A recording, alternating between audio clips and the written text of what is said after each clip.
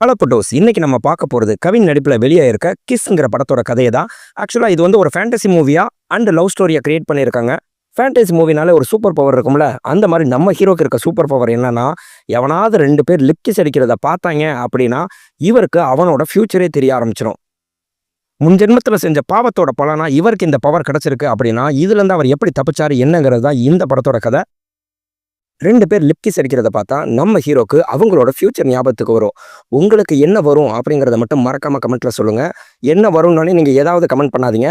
கோபம் வருமா, எரிச்சல் வருமா, இல்ல உங்களோட ஃபர்ஸ்ட் கிஸ் ஞாபகத்துக்கு வருமா, அதை கேட்டேன். நண்பா, இப்பதான் நம்ம சேனலுக்கு முதல் முறையா வரீங்கன்னா மறக்காம நம்ம சேனலுக்கு சப்ஸ்கிரைப் பண்ணி நம்ம வீடியோக்கு ஒரு லைக்கும் போட்டுருங்க. பல நூற்றாண்டுகளுக்கு முன்னாடி ராஜா காலத்துல பாத்தீங்கன்னா, ஒரு சிப்பாய் வந்து தன்னோட காதலியை பத்தி ஒரு டைரியில அழகா எழுதி வச்சிருக்காரு.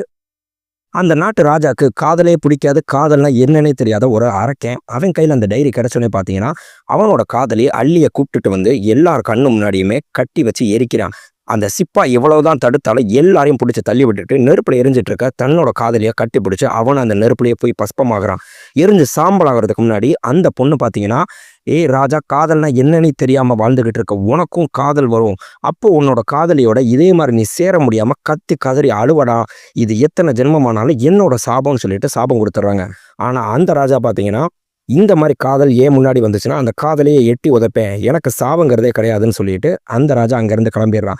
அந்த புக்கையுமே அந்த நெருப்புல தூக்கி எறிஞ்சா அவங்க 2 பேரும் பஸ்பமாகறாங்க. ஆனா அந்த புக்கு எரியாமையே கிடக்கு. இப்போ கரண்ட் இயர்ல காமிச்சோம்னா நம்ம ஹீரோ கவினுக்கு தேவயானி தான் அம்மா. அவங்க அம்மா அப்பா 2 பேருமே லவ் மேரேஜ் தான் பண்ணியிருக்காங்க.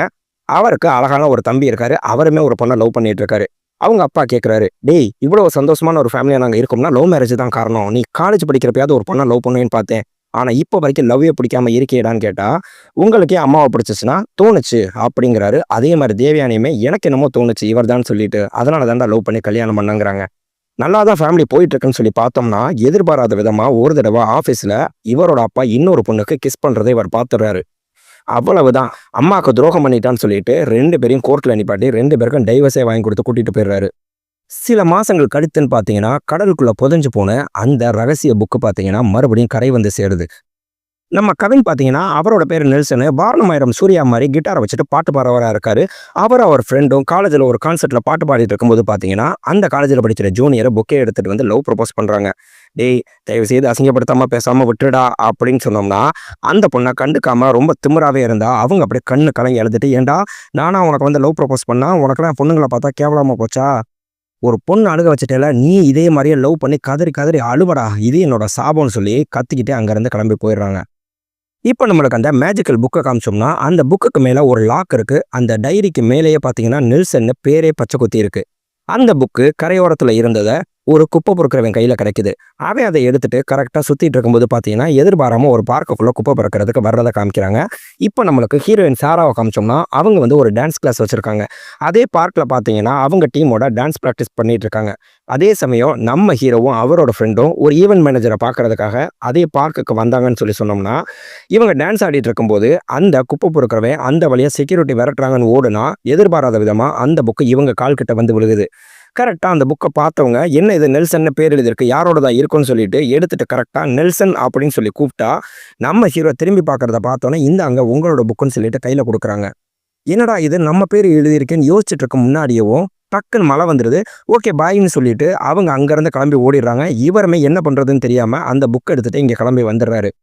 கரெக்டாக இவரோட அப்பார்ட்மெண்ட்டுக்கு வந்துட்டு லிஃப்ட்டை ஓப்பன் பண்ணோம்னா, லிஃப்ட்டுக்குள்ளே இவரோட தம்பியும் அவங்க லவ்வரும் கரெக்டாக லிப் கிஸ் அடிச்சிட்டு இருக்கதை இவர் பார்த்துடுறாரு.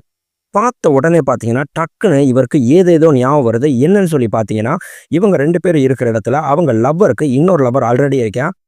இப்போ இவரை தான் லவ் பண்ணிட்டு இருக்கியா, இந்த பாரு நம்ம எடுத்த ஃபோட்டோ வீடியோ எல்லாமே இதில் இருக்குன்னு சொல்லிட்டு நம்ம கவினோட தம்பிகிட்ட காமிச்சோம்னா, அவருக்கு இவருக்கு சண்டை நடக்கும்போது நம்ம கவினோட தம்பியை கரெக்டாக கத்தி எடுத்துட்டு அவர் வீசுறதோட இவர் அப்படியே பயந்து போய் கண்ணு முடிக்கிறாரு.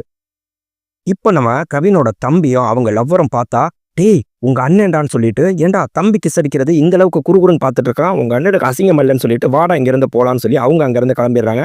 டேய், தயவு செய்து சொல்கிறேன், கத்தி கத்தி ஊரை கூப்பிட்றாத, என்னை கேவலப்படுத்திடாத, நீயும் எதையும் பார்க்கல, நானும் உன்ட்ட எதையும் கேட்க மாட்டேன்னு சொல்லிட்டு அவரோட தம்பியை அங்கேருந்து கிளம்பி போயிடுறாரு. என்னடா இது, ஏன்டா இப்பெல்லாம் நம்மளுக்கு தோணுச்சுன்னு சொல்லிட்டு அந்த புக்கை தூக்கி ரூமில் எரிஞ்சிட்டு இவர் நேராக இவங்க வச்சிருக்க சூப்பர் மார்க்கெட்டுக்கு போகிறாரு. அவங்க அம்மா தேவயானி கேட்குறாங்க, ஏன்டா தம்பி தான் அவன் லவ்வரை கூப்பிட்டுட்டு ஃபுட் கார்னிவல் போயிருக்கான், நீயாவது கொஞ்சம் சீக்கிரம் வந்திருக்க கூடாதா கடைக்குன்னு சொன்னா, இன்னது ஃபுட் கார்னிவல் போயிருக்கானான்னு சொல்லிட்டு மறுபடியும் அவர் அந்த கனவுல வந்து அதை நினச்சி பார்த்தோம்னா அந்த ஃபுட் கார்னிவலில் தான் இது நடக்கிற மாதிரி இவர் நினச்சிருப்பாரு. கரெக்டாக அலறி அடிச்சுட்டு அங்கே போனோம்னா அதே மாதிரியே அவங்களோட லவ்வர் வந்து காமிச்சு பிரச்சனை நடக்குது. கரெக்டாக கத்தி எடுத்துட்டு அவை அதே மாதிரி வீசும்போது பார்த்தீங்கன்னா இவர் ஜஸ்ட் மிஸ்ஸில் போய் தம்பியை காப்பாற்றி அங்கே இருக்கவங்களோட சண்டை போட்டு தம்பி அங்கேருந்து கூப்பிட்டுட்டு வந்துடுறாரு. இங்கே வந்து அவரோட ஃப்ரெண்டுகிட்ட, டேய் மச்சான், நான் இப்படி கிஸ் அடிக்கிறத பார்த்தோன்னே எனக்கு இதெல்லாம் கனவுல தோணுச்சு, அது அப்படியே நிஜத்தில் நடந்துச்சுன்னா என்னடா சொல்கிறேன், இதெல்லாம் நம்புற மாதிரியா இருக்குன்னு சொன்னால் நேராக பீச்சுக்கு போகிறாங்க. அங்கே போய் இதே மாதிரி லவ்வர்ஸ் ஒருத்தவங்க கிஸ் அடிக்கிறத பார்த்த உடனே இவருக்கு அதே மாதிரி தோணுது. இவங்க 2 பேரும் லவ்வை வந்து தேட்டரில் ப்ரொப்போஸ் பண்ணியிருக்கான். அடுத்து வந்து பார்த்தீங்கன்னா இவன் வந்து அவங்க அப்பாட்ட போய் பார்க்க போகிறான். ஆனால் அவங்க அப்பா வந்து எனக்கு அப்படி ஒரு பொண்ணே கிடையாதுன்னு சொல்லி சொல்கிறாருன்னு சொல்லிட்டு இதை சொன்னோம்னா அவரோட ஃப்ரெண்டு நம்ப மாட்டேங்கிறாரு. சரி ரைட்டு வா, அவங்கள பேட்டி எடுக்கிற மாதிரி போவோன்னு சொல்லிட்டு கரெக்டாக போய் நீங்கள் 2 பேரும் எங்கே லவ் பண்ணீங்க, எப்போ லவ் பண்ண ஆரம்பிச்சிங்கன்னு கேட்டால் அதே மாதிரியே தேட்டரில் வச்சு தான் லவ் ப்ரொப்போஸ் பண்ணணும்னு சொல்லி சொன்னால் அடுத்த வாரம் நான் அவங்க அப்பாவை மீட் பண்ண போகிறேன்னு சொல்லிட்டு அந்த பையன் சொல்கிறாரு. இவரோட ஃப்ரெண்டு மிரண்டு போயிறாரு, மச்சான் நம்மளுக்கு சூப்பரான ஜாக்பாட் அடிச்சிருக்கு, ஊரில் இருக்க லவ்வர் எல்லாரையும் கூட்டிகிட்டு வருவோம், உன் கண்ணு முன்னாடி கிஸ் அடிக்க வச்சு அவங்களுக்கு நம்ம ஜாதகம் சொல்லி நம்ம காசை கொட்டோன்னு கொட்டலாம்டானா. டேய், எவனுக்கு இதெல்லாம் சொல்லக்கூடாது, என்ன இனி எவனையும் கிஸ் அடிக்கவும் விடக்கூடாது, எவனையும் லவ் பண்ணவும் விடக்கூடாதுன்னு சொல்லிட்டு எங்கே பார்த்தாலும் எவன் வேணாலும் கிஸ் அடிக்க போகிறானோ அவனை பூரா சண்டை போட்டு அவன் லவ்வர்ஸை பூரா பிரித்து விட்டுட்டே சுற்றிக்கிட்டு இருக்காரு. அதே மாதிரி ஒரு அப்பார்ட்மெண்ட்டுக்கு பக்கத்து வீட்டில் இருக்கவங்க பார்த்தீங்கன்னா ஒரு பையனை பொண்ணு கரெக்டாக லிப் கிஸ் அடித்ததை பார்த்தா அவங்களோட ஃபியூச்சர் கரெக்டாக தெரியுது. இவங்க 2 பேரும் லவ் பண்ணிவிட்டு அவங்க வீட்டுக்கு தெரியாமல் ஓடி போக பிளான் பண்ணுறாங்க. பின்னாடியே அவங்க வீட்டில் விரட்டிட்டு வர்றது எல்லாமே தெரிஞ்சோம்னா வாசலில் அவனோட பைக்கு நிற்கிறத பார்க்குறாரு. கரெக்டாக அவங்க ஓடி போகிறாங்கன்னு சொல்லி தெரிஞ்ச உடனே அந்த பைக்கை ஏற்றி சாக்கடைக்குள்ளே தள்ளி விட்டுட்டு இவர் எதுவுமே தெரியாத மாதிரி அங்கேருந்து கிளம்பி போயிட்டாரு. இதே மாதிரி ஊரில் இருக்க எல்லாருலவையும் அவங்க அப்பா மட்டும் போட்டு கொடுத்து செஞ்சேன்னு சொல்லிட்டு மொத்தமாக பிரித்து விட்டுக்கிட்டே இவர் இருந்தா அன்னைக்கு ராத்திரி இவர் தூங்கும்போது கண்ட மாணிக்க பொண்ணுங்க எல்லாமே இவரை கனவுல திட்டுற மாதிரி செய்கிற மாதிரி பயங்கரமாக டிஸ்டர்பன்ஸாக இருக்குது. இவரோட ஃப்ரெண்டுக்கு ஃபோன் அடிக்கிறாரு, மச்சான் என்னன்னு தெரியலடா, கண்ட மாணிக்க என்னை எல்லாரும் திட்டுற மாதிரி தூக்கத்தில் குரல் கேட்டுக்கிட்டே இருக்குன்னா.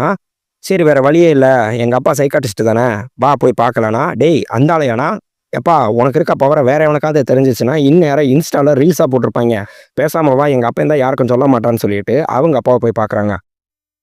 நம்ம ஃப்ரெண்டோட அப்பா தான் பிடிவி கணேஷ். அவரை போய் பார்த்தோம்னா இது என்ன புது வியாதியாக இருக்குது, கன்னத்தில் கொடுக்கும்போது நெத்தியில் முத்தம் கொடுக்கும்போதெல்லாம் தோணுதுன்னா, இல்லை உதட்டில் முத்தம் கொடுக்கும்போது மட்டும்தான் எனக்கு இந்த மாதிரி ஃபியூச்சர் தெரியுதுன்னா, சரி நம்மளுக்கு வந்து இந்த நோய் உனக்கு எப்போலேருந்து ஆரம்பிச்சிச்சுங்கிறத கண்டுபிடிக்கணும், அதை நீ கெஸ் பண்ணுனா எனக்கு கரெக்டாக ஞாபகம் இல்லைங்கிறாரு. கொஞ்சம் கரெக்டாக யோசிச்சுப்பாரு, அப்படின்னா தான் இதுக்கான சொல்யூஷனை கண்டுபிடிக்க முடியும்னா கரெக்டாக இவர் வீட்டுக்கு வந்தால் நம்ம புக்கு வந்ததுக்கப்புறம் தான் இவருக்கு இந்த மாதிரி வந்திருக்குங்கிறத கண்டுபிடிச்சிடாரு.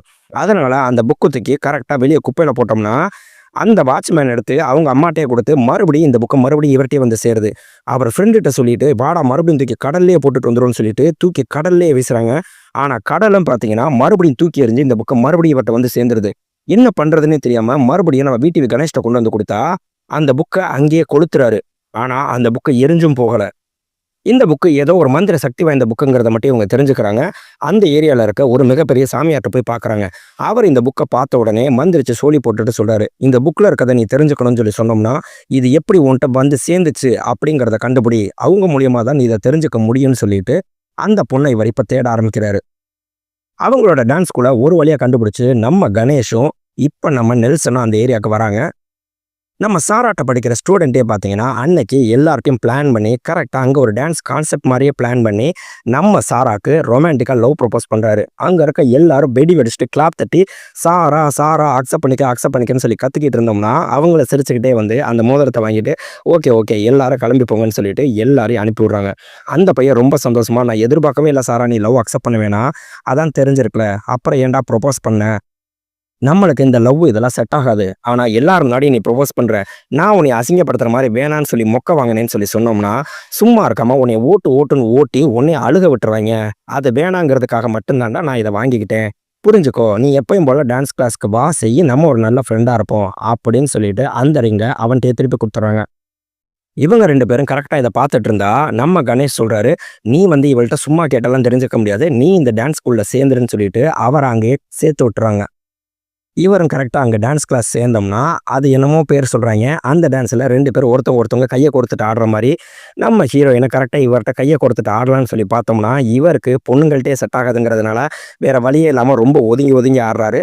2 பேருக்குமே பார்த்தீங்கன்னா ஒருத்தவங்கள மனசுக்குள்ளேயே ஆனால் பிடிக்க ஆரம்பிச்சிருது கொஞ்சம் கொஞ்சமாக. இவரும் தொடர்ந்து டான்ஸ் கிளாஸ் போயிட்டு இருந்தோம்னா நம்ம விடிவி கணேஷ் ஒரு வாய்ஸ் மெசேஜ் அனுப்புகிறாரு. சார், நான் உங்கள அந்த டான்ஸ் கிளாஸ்ல சேர்த்து விட்டது என்ன வேலைக்குங்கிறத நீங்க மறந்துட்டீங்கன்னு சொல்லி நினைக்கிறேன். நீங்க ஒண்ணும் டான்ஸ் கத்துக்கிட்டு நாட்டிய பேரொளின்னு பேர்லாம் வாங்க போறதில்ல. அதனால சொன்ன வேலைய மட்டும் பாருங்க அப்படின்னு சொல்லிட்டு. நம்ம சாராட்ட இவர் கேட்கிறாரு, மொத என்னைய எங்க பார்த்தேன்னு சொல்லி ஞாபகம் இருக்கா? அப்படின்னு சொன்னோம்னா, டான்ஸ் கிளாஸ்ல தான் பார்த்தேன்னா, இவங்களுக்கு அந்த புக் குடுத்ததே ஞாபகம் இல்ல. நான் எப்படிதான் இவள்ட்ட கேட்டு தெரிஞ்சுக்கிறதுன்னே புரியலங்கிறாரு. அதே சமயம் பார்த்தீங்கன்னா, ஒரு டான்ஸ் காம்படிஷன் அனௌன்ஸ் பண்றாங்க. கூடிய சீக்கிரம் நம்ம போய் அதில ஆடப்போறோம்ன்னு சொல்லிட்டு, நம்ம சாரா சொன்னோம்னா, "என்னது நம்ம ஆடப்போறோமா? நான் இன்னும் டான்ஸே ஒழுங்கா கத்துக்கலன்னா, வேற வழி இல்ல. சீக்கிரமா கத்துக்கிட்டு, நீ ஒழுங்கா அந்த டான்ஸ் காம்படிஷனுக்கு ரெடி ஆனோம்னா." "ஐய்யய்யோ! நம்மளுக்கு அதெல்லாம் செட் ஆகாது. நான் வந்த வேலையே வேற." "என்னது?" அப்படின்னா, "இல்ல, இல்ல. நல்லா கத்துக்கிட்டு நம்ம டான்ஸ் காம்படிஷன்ல ஆடலாம். எப்படி ஆடுறோம்ன்னு சொல்லி மட்டும் பாருங்கன்னு" சொல்லிட்டு, இவர டான்ஸ் கத்துக்கிறேங்கிற பேர்ல, நம்ம சாராவோட கையவே டக்குனு உடைச்சே விட்டுறாரு. இவங்கள ஹாஸ்பிட்டல்ல கொண்டு போய் அட்மிட் பண்ணோம்னா, "ஐயய்யோ! இப்படி கை உடைஞ்சு போச்சே! எப்படி நீங்க டான்ஸ் ஆட போறீங்கன்னு?" கேட்டா, "கையெல்லாம் உடையல. லைட்டா மட்டும் நரம்புல கிராக் விழுந்திருக்கு. சீக்கிரமே சரியாயிரும். நம்ம கண்டிப்பா டான்ஸ் காம்படிஷன்ல ஆடுறோம்." அப்படின்றாங்க. இவங்க 2 பேரும் ரொம்பவே க்ளோஸ் ஆறாங்க. ஆனா 2 பேருக்குமே ரொம்பவே புடிச்சு போயிருந்தாலும், ஒருத்தவங்களுக்கு ஒருத்தவங்க சொல்லிக்கவும் மாட்டேங்கிறாங்க. ஏன்னா, இவருக்கு லவ்வே பிடிக்காதுங்கிறதுல இருக்காரு. ஆனா, நம்ம சாரா எப்படியாவது நெல்சன் நம்மள லவ் பண்றேன்னு சொல்லிற மாட்டானான்னு சொல்லிட்டு, மனசுக்குள்ள ஒரு ஏக்கத்தோடயே இருக்கிறத காமிக்கிறாங்க.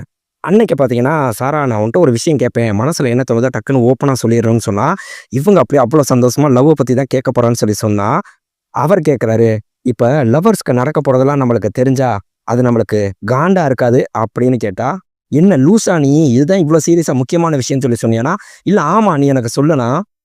"டேய், நடக்க போறது தெரியுதுன்னா, அது ஒரு சூப்பர் பவர். ஃபேண்டசி மூவினால ஒரு சூப்பர் பவர்ங்கிறது கண்டிப்பா இருக்கும்டா." அப்படின்னு சொல்லி பேசிட்டு இருக்கும்போதே, அங்க 2 லவர்ஸ் கிஸ் அடிக்கிறாங்க.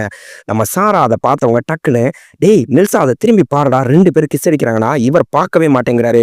"போடா" அப்படின்னு சொல்லி கூட்டிட்டு போனோம்னா, அடுத்து பஸ் ஸ்டாண்ட்ல நின்னுட்டு இருக்காங்க. மழை சாரலா ரொமான்டிக்கா பெஞ்சுகிட்டு இருக்கு.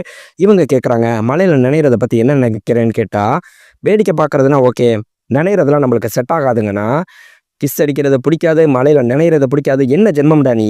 உன்னோட ஃபர்ஸ்ட் லிப் கிஸ்ஸ பத்தி நீ சொல்லுன்னு" கேட்டா, "நான் என் பைக்க தான் லவ் பண்ணேன். அத தான் கிஸ் பண்ணேங்கிறாரு." நம்ம சாராவ அதே மாரி கேட்டோம்னா, "இப்ப வரைக்கும் எனக்கு அந்த அனுபவம் இல்ல. அப்படி ஒரு அனுபவம்னா, கண்டிப்பா அது உன்கிட்ட தான்." அப்படின்னு சொன்னோனே, இவர் ஒரு மார்க்கமா டக்குன்னு பார்த்தோம்னா, "உன்கிட்ட தான் கண்டிப்பா சொல்லுவேன்னு சொல்றேன்." அப்படின்னு சொல்லி அப்படியே பேச்ச மாத்திடுறாங்க. அதே மாரி எனக்கு இதெல்லாம் ரொம்ப புடிச்ச டயலாக்கு. அவங்க கேட்கறாங்க, "உன்னோட ஃபர்ஸ்ட் கிஸ் எப்படி இருக்கணும்னு சொல்லிட்டு நீ பிளான் பண்ணியிருக்கியான்னு?" கேட்டா, நம்ம நெல்சன் சூப்பரா சொல்றாரு. "பிளான் பண்ணா அது காஜுங்க. பிளான் பண்ணாம எதிர்பார்க்காத நேரத்துல அடிக்கிறது தாங்க ரொமான்டிக்கான கிஸ்ஸுன்னு." இப்ப 2 பேருக்கு இடையில ஒரு லிமிட்டுக்கு மேல மனசுக்குள்ள லவ் அதிகமாயிட்டே இருக்கு. அப்ப நம்ம சாராவோட ஃப்ரெண்டோட மேரேஜுக்கு இவங்க 2 பேரும் போறாங்க. அவங்க 2 பேருமே பார்த்தீங்கன்னா, 16 வருஷமா லவ் பண்ணியிருக்காங்க. எப்படிப்பட்ட லவ்? இந்த 16 வருஷத்துல எந்த அளவுக்கு கஷ்டம், துன்பம் எல்லாத்தையுமே பார்த்துருப்பாங்க. எல்லாத்தையும் மீறி இவங்க 2 பேரும் கல்யாணம் பண்ணிக்கிறாங்கன்னா, இதுதான்டா உண்மையான லவ்வுன்னு சொல்லிட்டு இருந்தா, அவங்க சர்ச்சுல கல்யாணம் முடிச்ச உடனே 2 பேரும் கரெக்ட்டா லிப் கிஸ் அடிக்கிறாங்க. அத பார்த்த உடனே இவருக்கு என்னென்ன நடக்க போகுதோ எல்லாமே தெரியுது. அவங்க 2 பேரும் பார்த்தீங்கன்னா, கல்யாணத்துக்கு அப்புறம், குழந்தை பிறந்ததுக்கு அப்புறம் 2 பேருக்கு இடையில சண்டை வந்து ஒருத்தர் பிரிஞ்சு டைவர்ஸ்க்கு போயிடுறாங்க. இத ஃபுல்லா பார்த்தவரு அப்படியே ஒரு மாரி மைண்ட் அப்செட் ஆயிட்டு, அங்கருந்து கிளம்பி வந்துட்டு இவரோட ஃப்ரெண்டுட்ட சொல்றாரு, "மச்சான், இதுக்கு மேல அவள்ட்ட உண்மைய மறைக்க விரும்பலன்னு" சொல்லி சொன்னா, "நான் தான் உன்ன யார்ட்டயும் சொல்ல வேணாம்னு சொல்லி சொன்னேன். ஆனா இதுக்கு மேல நீ சொல்லாம இருக்கிறது சரி கிடையாது. நீ போய் சொல்லிருன்னு" சொல்லி அனுப்பி விடுறாரு. கரெக்ட்டா அந்த புக்க எடுத்துட்டு போயி நம்ம சாராட்ட சொல்றதுக்காக போனோம்னா, "சாரா, இந்த புக்க ஒரு நிமிஷம் டைரிய பாருன்னு" சொல்லி கையில குடுத்தா, அந்த டைரிய வாங்கி டக்குன்னு பக்கத்துல வச்சுட்டு, "சரி வா, நமக்கு இப்ப கிளம்புவோம். வந்து அந்த புக்க பார்த்துக்கலாம்." அப்படின்னா, இப்ப நம்ம எங்க போறோம்னா, நம்ம இதுவரைக்கும் ரூம்குள்ளேயே 2 பேரும் ஆடியிருக்கோம். இப்ப நம்ம ஆட போறது காம்படிஷன்லங்கிறப்ப, பப்ளிக்ல முன்னாடி நம்ம ஆடி பழகுனா தான் காம்படிஷன்ல பிராக்டிஸ் பண்ண முடியும்.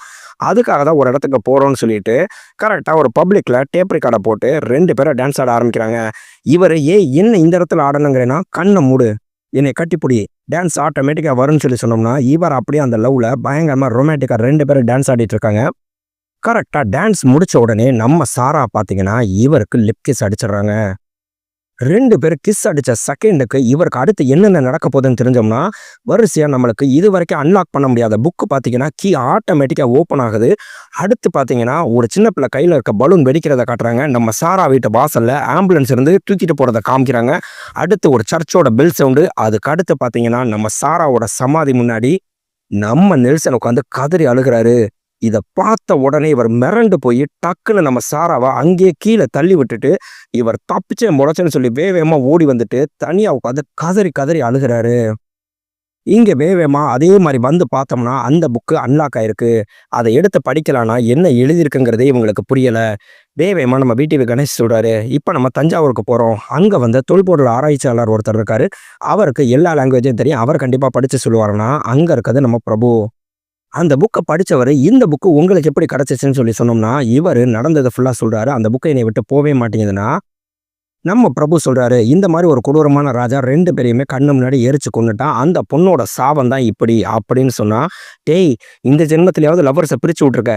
போன பிறவியில லவ்வர்ஸை எரிச்சே கொண்டிருக்கியே, பயங்கர கொடூரமானவனால நீ இருந்திருக்கேன்னு சொல்லி நம்ம ஃப்ரெண்டு சொல்றாரு. அப்பதான் பாத்தீங்கன்னா பிரபு இந்த கதை இன்னும் முடியல. அந்த நெருப்புல போட்ட புக்கு எரியாமே இருந்ததுனால ராஜா அதை எடுத்துட்டு போய் வச்சிருந்தாரு. கொஞ்ச நாள் கழிச்சு பாத்தீங்கன்னா ராஜாக்கு ஒரு பொண்ணு மேல அளவு கடந்த காதல் வந்துச்சு. 2 பேருமே ஒருத்தர் விரும்பிட்டு இருக்கும்போது அந்த ராஜா அன்னைக்கு அந்த பொண்ணுகிட்ட லவ்வை சொன்னாரு. காதலை சொன்ன அடுத்த நிமிஷமே பாத்தீங்கன்னா அந்த பொண்ணு ரத்தம் கக்கி அங்கேயே இறந்து போயிட்டா. இவரால் அந்த வலியை தாங்க முடியாம கதறி கதறி அழுதாரு. இந்த சாபத்திலேருந்து எப்படா தப்பிக்கிறதுனே தெரியாம அந்த புக்கை எடுத்துட்டு தன்னோட நாடு எல்லாத்தையுமே விட்டுட்டு அப்படியே போய் கடல்ல இறங்கிட்டாரு. அந்த புக்கு தான் இப்ப கரை ஒதுங்கி உங்ககிட்ட வந்து சேர்ந்துருக்கு. நம்ம ஃப்ரெண்டு கேட்குறாரு, சார் இதில் இவன் கனவுல பார்த்தது எல்லாமே கண்டிப்பாக நடக்குமா சார்? அதுலேருந்து ஏதாவது மாற்றம் இருக்கான்னு சொன்னால், செஞ்ச பாவத்துக்கான தண்டனையை கண்டிப்பாக அனுபவிச்சே தீரணும் அப்படிங்கிறது தான் இந்த புக்கில் கடைசியாக எழுதியிருக்கு. நம்ம ஃப்ரெண்டு கேட்குறாரு, சார் இதில் ஒரு பொண்ணோட வாழ்க்கையே கலந்துருக்கு சார்னா, இது வரைக்கும் இவர் எத்தனை பேரோட வாழ்க்கையை அழிச்சிருப்பாரு? அந்த பாவம் சும்மா விடுமா? வேற வழியே கிடையாதுன்னு சொல்லிட்டு நம்ம பிரபு அனுப்பி விடுறாரு. நம்ம ஃப்ரெண்டு கேட்குறாரு, நெல்சா இதுக்கு மேலே நீ என்ன தாண்டா பண்ண போறேன்னா? லவ் ஓகே ஆனால் தானடா பிரச்சனை. இனிமே நான் அவளை பார்க்கவே மாட்டேன். அவன் எங்கேயோ நல்லா இருந்தா போதும்டான்னு சொல்லிட்டு அவங்களோட ஃபோனை அட்டன் பண்ணாமல் சுவிச் ஆஃப் பண்ணிட்டு மொத்தமாக அவாய்ட் பண்ணிட்டு இருக்காரு. நம்ம சாராவோட அப்பா இவங்களுக்கு க்ளோஸ் ஃப்ரெண்டு மாதிரி.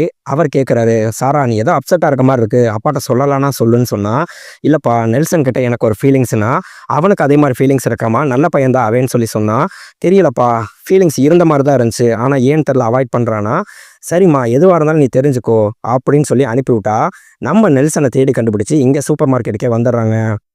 நெல்சன் ஏன் இப்படி நீ அவாய்ட் பண்ணுற? எனக்கு தெரியும் கண்டிப்பாக உனக்கும் அந்த ஃபீலிங்ஸ் இருந்துச்சுன்னு சொல்லிட்டு நான் உன் கண்ணில் பார்த்தேன்னு சொல்லி சொன்னோம்னா, மேடம் அப்படியெல்லாம் எனக்கு எதுவுமே கிடையாது. ஏதோ ஒரு மொமெண்ட் அது நடந்துருச்சு. உங்களுக்கும் தோணுச்சு, எனக்கும் தோணுச்சு. அவ்வளோதானே தவிர நீங்கள் நினைக்கிற மாதிரி இந்த லவ் இதெல்லாம் நம்மளுக்கு செட் ஆகாது. நீங்கள் கிளம்புங்கன்னு சொல்லிட்டு ஒரு மாதிரி இன்சல்ட் பண்ணி அனுப்பி விட்டோம்னா, அவங்க அங்கேருந்து அழுதுகிட்டே கிளம்புனா அவங்க அப்பா ஒன்றும் பிரச்சனை இல்லைம்மா விடுமா பார்த்துக்கலான்னு சொல்லி கூட்டிகிட்டு போயிடுறாரு. அதே மாதிரி நம்ம நெல்சனோட அப்பா பார்த்தீங்கன்னா எத்தனையோ தடவை அவங்க அம்மாவை பார்க்கறதுக்காக வராங்க. இவர் வேணும்னே கோவமா திட்டி மரியாதை எங்கேருந்து போயிருன்னு சொல்லிட்டு செக்யூரிட்டி முத கொண்டு சொல்லி திட்டி அனுப்பி விட்டுறாரு. இப்போ நம்ம நெல்சனு, விஜய், விடிவி எல்லாருமே பார்த்தீங்கன்னா பீச்சில் உட்காந்து பேசிட்டு இருக்கும்போது அங்கே 2 லவர்ஸ் கிஸ் அடிக்கிறத பார்த்தோன்னே அவங்களோட ஃபியூச்சர் இவருக்கு தெரியுது. அடுத்து கொஞ்ச நேரத்திலே பார்த்தீங்கன்னா அங்கே இருக்க லவ்வர் அவங்களோட க்ளோஸ் ஃப்ரெண்டுக்கு பணம் அனுப்பியிருப்பாங்க. அந்த பணம் அனுப்புனதை பார்த்த உடனே இவங்க லவ்வர் சண்டை போட்டுட்டு 2 பேரும் பிரியறதை இவர் பார்க்குறாரு. நம்ம நெல்சன் பார்த்தீங்கன்னா டக்குன்னு அது நடக்கக்கூடாதுன்னு சொல்லிட்டு அந்த பையனோட மொபைலை பிடுங்கிட்டு அங்கே ஓடுறாரு. அவர் பின்னாடியே விரட்டிட்டு வந்து எல்லாரும் சுற்றி நின்று அந்த மொபைலை பிடுங்கணும்னா கரெக்டாக இவங்க 2 பேரும் வந்துட்டு, ஏங்க இது ப்ராங்க்குங்க நீங்கள் கிளம்புங்க அப்படின்னு சொல்லிட்டு அவங்கள அங்கேருந்து அனுப்பிவிட்றாங்க. கரெக்டாக நம்ம பிரபு ஃபோன் அடிக்கிறாரு. நெல்சன் இப்போதான் அந்த டைரியை மறுபடியும் நான் படித்தேன். அதில் இன்னொரு விஷயம் நம்மளுக்கு தெரிய வந்துச்சு. நீ செஞ்ச பாவத்துக்கு பலன் அனுபவிக்கணும் அப்படின்னு சொன்னோம்னா, அந்த பாவத்தை நீ சரி பண்ணன்னு சொன்னோம்னா கண்டிப்பாக இந்த பாவ விமோச்சனம் உனக்கு கிடைக்கும்னா, சரி எனக்கு புரியல அவங்க தான் செத்து போயிட்டாங்களேன்னு சொன்னால், அந்த ஒரு பொண்ணோட சாபம் தான் உன்னைய இந்த அளவுக்கு கஷ்டப்படுத்திட்டு இருக்கு. இப்போ நீ அந்த பாவத்தை சரி பண்ணுற மாதிரி லவர்ஸ் எல்லாத்தையும் நீ சரி பண்ணி சேர்த்து வச்சேன்னா இத்தனை பொண்ணுங்களோட வாழ்த்து உன்னைய எப்படியும் காப்பாற்றுன்னு சொல்லிட்டு நான் நம்புகிறேன் அப்படின்னா, கரெக்டாக பீச்சில் இவர் ஃபோனை பிடுங்கினார் இல்லையா, அந்த பையன் கரெக்டாக அந்த மெசேஜை ஓப்பன் பண்ணி பார்த்தா இவர் டெலிட் பண்ணியிருக்கிறது தெரியுது. அப்போ தான் இவருக்கு என்ன செஞ்சுருக்காருங்கிறது தெரிஞ்ச உடனே இவர் சைலண்ட்டாக நம்ம நெல்சனுக்கு தேங்க்ஸ் மட்டும் சொல்லிட்டு அங்கேருந்து கிளம்புறாரு. இப்போ இவர் தம்பியும் பார்த்தீங்கன்னா பெட்ரோல் பங்க்ல நின்றுட்டு இருக்கும்போது பக்கத்தில் எதிர்பாராத விதமாக ஒரு ஆட்டோவில் இருக்க சின்ன குழந்தைய பார்க்குறாரு. கையில் இருக்க பலூன் வெடிச்சதை பார்த்தோன்னே இவர் டக்குன்னு நடந்ததை நினச்சி பார்க்குறாரு. இதே மாதிரி தானே கரெக்டாக இந்த குழந்தை பலூனு உடஞ்சதை நம்ம பார்த்தோம் கனவுலன்னு சொல்லிட்டு பதறி அடிச்சுட்டு அங்கேருந்து வண்டி எடுத்து நம்ம சாரா வீட்டுக்கு போனோம்னா வாசலில் அதே மாதிரி ஆம்புலன்ஸ் நிற்குது. உள்ளேருந்து தூக்கிட்டு வந்தோம்னா அது நம்ம சாராவோட அப்பா. இவர் அப்போ தான் கொஞ்சம் பெருமிச்சு விடுறாரு, நல்ல வேலைக்கு சாராக்கு எது ஆகலைன்னு சொல்லிட்டு. அப்போ 2ஆவதா பார்த்த விஷயமும் நடந்துருச்சு. இவர் பார்த்தீங்கன்னா அவங்கள ஃபாலோ பண்ணிட்டு ஹாஸ்பிட்டல்லே போனவர் சாப்பிடாம கொள்ளாமல் 2-3 நாள் அங்கேயே இருக்காரு. நம்ம ஃப்ரெண்ட் அங்கே வந்துட்டு, டேய் ஒரு விஷயம் முடிஞ்சு போச்சுன்னு சொல்லி முடிவு பண்ணிட்டோம்னா முடிஞ்சு போச்சுன்னு சொல்லி வந்துட்டு இருக்கணும். நிலச்ச நேரம்லாம் கம்மா போட்டு கண்டினியூ பண்ணிட்டு இருக்காத, அவ்வளோதான் வேணான்னு சொல்லிட்டேடா, ஏன்டா இப்படி ஹாஸ்பிட்டல்லே கிடக்குன்னு சொன்னால், மச்சான் நான் லவ் ஓகேவே பண்ணாட்டினால நான் கனவுல பார்த்தது எல்லாமே வரிசையாக ஒன்று ஒன்றா நடந்துட்டு இருக்கிறானா, என்னடா சொல்கிறேன்னு சொல்லி அவர் மிரண்டு போயிடுறாரு. இவர் அங்க ஹாஸ்பிட்டல்லே இருக்கும்போது பார்த்தீங்கன்னா, பக்கத்து ரூம்ல இருக்க ஒருத்தன் தற்கொலை பண்ணிக்கிறதுக்காக கத்திக்கிட்டு இருக்கான். அங்க பெரிய பஞ்சாயத்தே நடக்குதுன்னு உள்ள போய் 2 பேரும் பார்த்தோம்னா, "டேய் மச்சான், இவன் யாருன்னு தெரியுதான்னு?" சொல்லி நெல்சன கேட்டா, இவரு ஒருத்தன் பைக்ல தப்பிச்சு போறான்னு சொல்லிட்டு பைக்க ஏத்தி தள்ளி விட்டுருப்பார்ல, அந்த பையன் தான். "என்ன ப்ரோ ஆச்சுன்னு?" சொல்லி கேட்டோம்னா, "நானும் என் லவ்வரும் சின்சியரா லவ் பண்ணோம். தப்பிச்சு போலான்னு சொல்லி பார்க்குறப்ப, எந்த பண்ணாடையே என் பைக்க காவால தள்ளி விட்டுட்டு போயிருச்சுன்னா, இல்ல கவலைப்படாதீங்க. என் நண்பர் இருக்கார்ல, இவர் எல்லார் லவ்வையும் சேர்த்து வைக்கிறதா இப்ப வேலையா இருக்காரு. இவர்ட்ட என்ன பிரச்சனைன்னு சொல்லி சொல்லுங்கன்னா, எப்படியாவது நான் அவள ஒரு தடவ பார்த்தா மட்டும் போதும். அவள பார்க்கவே விடாம என்னைய அடிச்சு விரட்டிட்டு இருக்காய்ங்க. இன்னைக்கே அவளுக்கு கல்யாணம்னு சொல்லி சொன்னோம்னா, இவர் எப்படியாவது அவன கூட்டிட்டு போணும்னு சொல்லிட்டு லேடீஸ் கிட்ட போட்டு கல்யாண மண்டபத்துக்குள்ள கூட்டிட்டு போயி, இவர கரெக்ட்டா கல்யாண மேடையிலேயே வச்சு 2 பேரையும் மீட் பண்ண வைக்கிறாரு. அதுவரைக்கும் பேசாம இருந்த அந்த கல்யாண பொண்ணு கதறி அழுதுட்டு ஓடி வந்து இவர எல்லார் முன்னாடியும் கட்டி பிடிச்சுக்குது. அங்க கல்யாண மாப்பிள்ளைட்ட சொல்றாரு, "பாஸ் புரிஞ்சுக்கங்க பாஸ். லவ்வுன்னு சொல்லி சொன்னோம்னா, வேற வழியே இல்லாம கல்யாண மாப்பிள்ளையே இவங்க 2 பேருக்கும் கல்யாணத்தையும் முடிச்சு வைக்கிறாரு." அதே மாரி பார்த்தீங்கன்னா, தெரு நாய் 2 கரெக்ட்டா முத்தம் குடுக்குறத பார்க்குறாரு. கொஞ்ச நேரத்திலேயே அதுல பொட்ட நாய்க்கு ரோட்ல ஆக்சிடென்ட் ஆறத இவர் நெனச்சு பார்த்தோம்னா, ஆஹா! இது நடக்கக்கூடாதுன்னு சொல்லிட்டு கஷ்டப்பட்டு அந்த நாய காப்பாத்தி, அங்கருந்து கூட்டிட்டு வந்தோம்னா, பக்கத்துல இருக்க இன்னொரு வண்டிக்காரன் இடிச்சிடுறான். ஆனா, இவர் கைய பூரா ரத்தமா இருக்கிறத பார்த்தோனே, நம்ம நெனச்சது அதே மாரியே நடக்குதுன்னு கண்ணு கலங்கிட்டு அந்த டாக்டர்ட்ட கூட்டிட்டு போயி, அந்த நாயோட உயிர காப்பாத்துறாரு.